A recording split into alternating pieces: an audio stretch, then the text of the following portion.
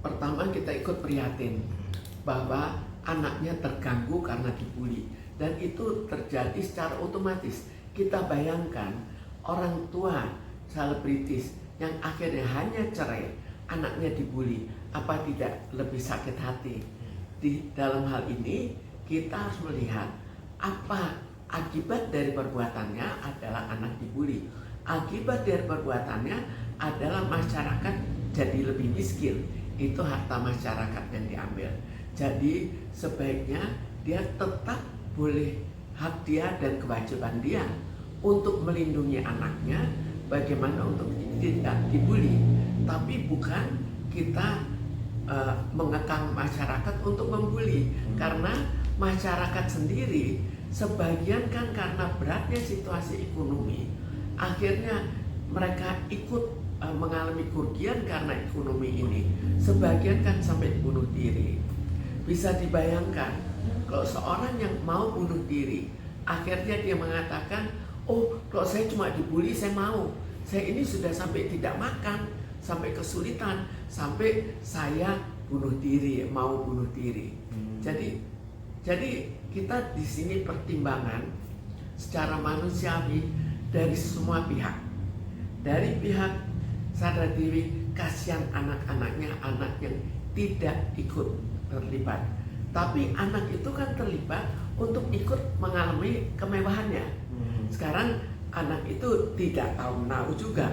Tapi seandainya anak itu atau Sandra Dewi membuktikan, anak itu tidak ikut makan hasil korupsi loh, hanya dia hidupnya sangat sederhana.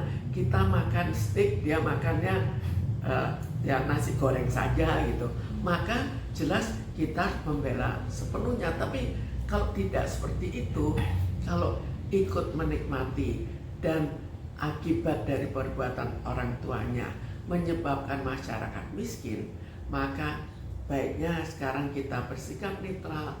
Orang tuanya tetap harus membantu anaknya, terserah dengan cara apa, supaya tidak dibully. Tapi itu bukan tugas masyarakat lagi. Tapi kan kita ini kan bukan berbicara orang tuanya, Bun, ya. Artinya anak ini kan masih butuh jenjang pendidikan sekolah gitu. Apakah dengan cara dikeluarkan dari sekolah, mungkin metode homeschooling itu baik gitu, demi jiwanya gitu? Homeschooling sebetulnya kurang baik ya. Tapi dalam keadaan anaknya dibully, dan bully itu merupakan sesuatu yang paling tidak diterima sebagai realitas, maka homeschooling itu menghindarkan anak itu dari adanya bullying. Jadi ya jalan keluar lah, itu jalan keluar yang diambil, dan selama jalan keluar itu lebih baik, maka perlu untuk dijalankan. Oke. Orang tua, mungkin kita berbicara ibunya aja ya, cara terbaik atau hal yang paling bagus dilakukan seorang ibu nih, khususnya Sandra Dewi nih, untuk anaknya ini harus seperti apa, Bu? Sekarang kan kita lihat juga bullyingnya seberapa jauh. Apakah tidak terlalu jauh dan anak itu diajarkan untuk lebih tegar, atau sudah berat? Tapi kalau sampai 271 triliun itu rasanya bullyingnya juga akan sangat berat. Iya. Jadi tinggal dipilih, apakah mau homeschooling, ya silahkan saja. Itu cara orang tua mengatasi dampak dari perbuatan orang tua terhadap anaknya. Oke. Nah, status saat ini kan Sandra Dewi masih saksi ya, katakanlah.